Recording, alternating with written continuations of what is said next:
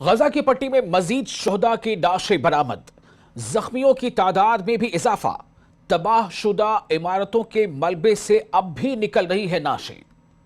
قابض اسرائیلی فوج کی جنوبی شام میں بھی ڈر اندازی۔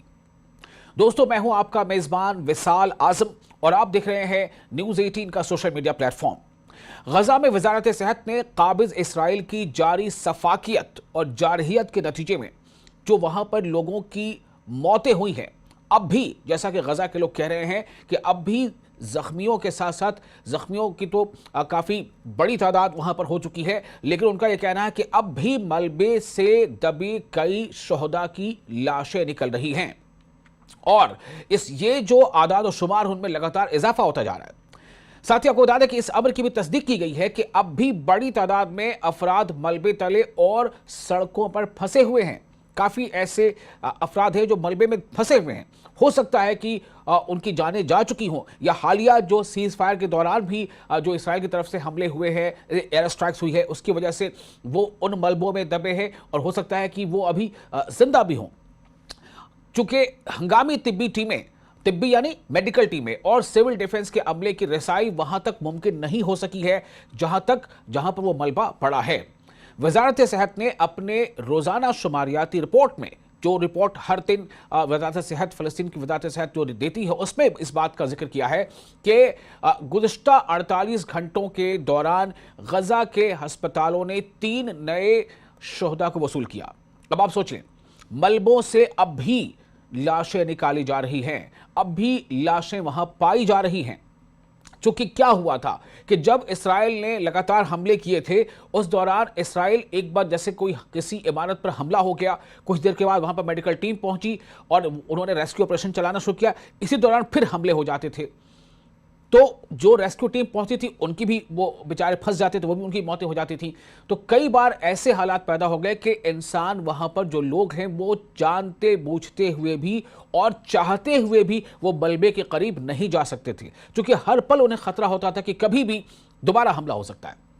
اور اس کے بعد حالات اتنے خراب ہو گئے، جو ریسورسز ہوتے ہیں، جو مشینیں ہوتی ہیں، کھدائی کے جو آلات ہوتے ہیں، ان کی بھی کمی پڑنے لگی، جس کے نتیجے میں یہ جانتے ہوئے کہ اس ملبے کے نیچے، اس عمارت کے ملبے کے نیچے کئی لوگ دبے ہوئے ہیں، لیکن ان کی بیچارگی محسوس کیجئے، ان کی بے بسی کو سمجھیے کہ وہ کچھ نہیں کر سکتے تھے، کیونکہ ان کے پاس یہ ساز و سامان نہیں تھے۔ اوپر سے حملے کا ڈر الگ ستاتا رہتا تھا۔ تو اس وقت یہ جو خبر آئی اس کے مطابق ابھی بھی ملبے سے کئی لوگوں کی لاشیں نکالی گئی ہیں، جبکہ 18 افراد الگ الگ شدت کے زخموں کے ساتھ داخل ہوئے ہیں۔ یعنی یہ جو زخموں کے ساتھ جو افراد داخل ہوئے، ظاہر سی بات ہے جنگ بندی کے پہلے کے لوگ نہیں ہیں، بلکہ جنگ بندی کے بعد جو لگاتار سیز فائر کی خلاف ورزی کرتے ہوئے اسرائیلی فوج یا اسرائیلی فائٹر جیٹس جو حملے کر رہے ہیں، اس کے نتیجے میں عمارت کے ملبے میں دبے لوگ ہیں وہ زخمی حالت میں نکالے جا رہے ہیں۔ رپورٹ میں یہ بات بھی سامنے آئی ہے کہ 11 اکتوبر سے جاری جنگ بندی، یعنی 11 اکتوبر 2025 سے جاری جنگ بندی کے باوجود شہداء کی تعداد 418 تک پہنچ چکی ہے۔ چونکہ غزہ کے لوگ انہیں شہید مانتے ہیں، انہیں یہ لگتا ہے کہ وہ اپنے وطن کی حفاظت، اپنی زمین کی حفاظت کی وجہ سے وہاں محسود ہیں، وہاں موجود ہیں، وہ جو کر سکتے ہیں اپنے حفاظت کے لیے، اپنی زمین کی حفاظت کے لیے، اپنے وطن کی حفاظت کے لیے وہ کر رہے ہیں، بھلے ہی اس میں ان کی جانیں جا رہی ہوں، اس لیے وہ انہیں شہید مانتے ہیں۔ جبکہ آپ کو یہ بھی بتا دیں کہ زخمیوں کی تعداد 1171 درج کی گئی ہے۔ یہ 1171 لوگ زخمی ہوئے ہیں۔ کب سے کب تک؟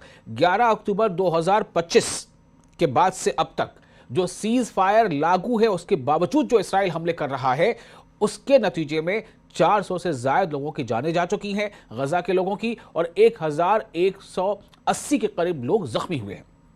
اس کے ساتھ اب تک 684 جو شہداء ہیں، میں بار بار کہہ رہا ہوں کہ جو اس پوری کوشش میں کے دوران جو لوگ وہاں جن کی جانیں جا رہی ہیں، ان کو غزہ کے لوگ شہید کے مانتے ہیں۔ تو جیسے کہتے ہیں نا، کوئی فریڈم فائٹر ہوتا ہے، اپنی زمین، اپنے ملک کی آزادی کے لیے جو لڑائی لڑتا ہے، یا جو اپنی ملک کے لڑائی کے لیے جو جدوجہد کرتا ہے، آزادی کے لیے جدوجہد کرتا ہے، اسے فریڈم فائٹر کہتے ہیں، تو شہید کہتے ہیں۔ تو 684 شہداء کو ملبے تلے یا مختلف علاقوں سے نکالا جا چکا ہے۔ یہ کب سے کب تک کی بات ہے؟ یہ سیز فائر لاگو اس کے بعد इतने लोगों को मलबे से निकाला जा चुका है अब तक। अब आप सोचें, न जाने कितने सैकड़ों लोग मलबे के नीचे अभी दबे होंगे, क्योंकि कई इमारतें जो ऊंची ऊंची इमारतें थीं, 10 मंजिला इमारतें, 12 मंजिला इमारतें, 8 मंजिला इमारतें, वो इमारतें जब ज़मीन बोझ हुई हैं तो जाहिर सी बात है उसका मलबा कितना ज़्यादा रहा होगा। उस मलबे के नीचे जो लोग दब गए, कई लोगों की जानें चली गई, और कुछ ऐसे हैं जो सीज़ फायर के दौरान के हमले के दौरान जो इमारतें ज़मीन बोझ हुई हैं उसमें कुछ अभी भी ज़ख्मी हालत में उस मलबे के नीचे दबे हुए हैं। वजारत सेहत ने इस बात की भी निशानदेही की है कि 7 अक्टूबर 2023 से शुरू होने वाले इस्राएली हमलों के दौरान मजमूई तौर पर 80,000 के करीब फ़लस्तीनी लोग, गजा के लोग शहीद हो गए, उनकी जानें चली गई, और 1,80,000 के आसपास जो है वो जख्मी हुए हैं। ये कब से कब तक? अक्टूबर 2023 से लेकर अब तक, जो कि गजा की हिस्ट्री की, गजा की तारीख की सबसे हौलनाक इंसानी सानहात में शामिल है।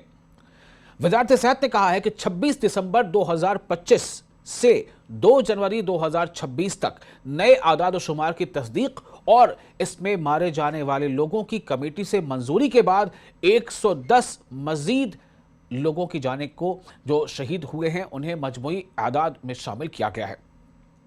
ये फ़लस्तीन की जो वजारत है उसका कहना है। वजारत सेहत ने खबरदार किया है कि काबिज इसराइल के मुसलसल बमबारी और महदूद वसाइल, यानी एक तो बमबारी ज़बरदस्त हो रही है और फ़लस्तीनियों के पास, गजा के लोगों के पास बहुत महदूद रिसोर्सेज हैं, बहुत लिमिटेड जो है उनके पास, ये कह लीजिए कि चाराजोई है या मशीनें हैं या लिमिटेड जो है रिसोर्सेज है जिसकी वजह से वो मलबे से अपने लोगों को निकाल सकें। तो महदूद वसाइल की वजह से शहरियों की मुश्किलात में बहुत ज़्यादा बढ़ोतरी हो गई है और इमदादी कार्रवाइयों की नाकामी से इंसानी नुकसान मजीद बढ़ने का खदशा है।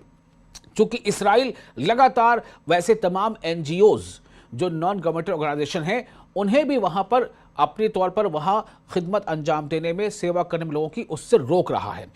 इसराइल रफा क्रॉसिंग में ट्रकों को रोक रहा है, गजा के अंदर दाखिल नहीं होने दिया जा रहा है जितनी दाखिल होने चाहिए। जिन ट्रकों में गजा के लोगों के लिए खाने पीने के सामान हैं, कंबल हैं, दवाइयाँ हैं, टेंट हैं, ऐसी चीज़ों से वो सामान लदे पड़े हैं। दुनिया के अलग मुल्कों से वहाँ पर सामान पहुँच रहे हैं, लेकिन इसराइल उन्हें उस तादाद में जाने नहीं दे रहा है गजा के अंदर जितनी तादाद में जाने की बात तय हुई थी सीज़ फायर के मुआहिदे में।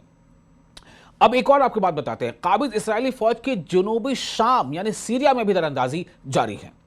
यानी एक तरफ तो आप गजा और फ़लस्तीन में देख रहे हैं ये हालात, काबिज इसराइली फौज की जुनूबी शाम यानी सीरिया में भी दरअंदाजी जारी है।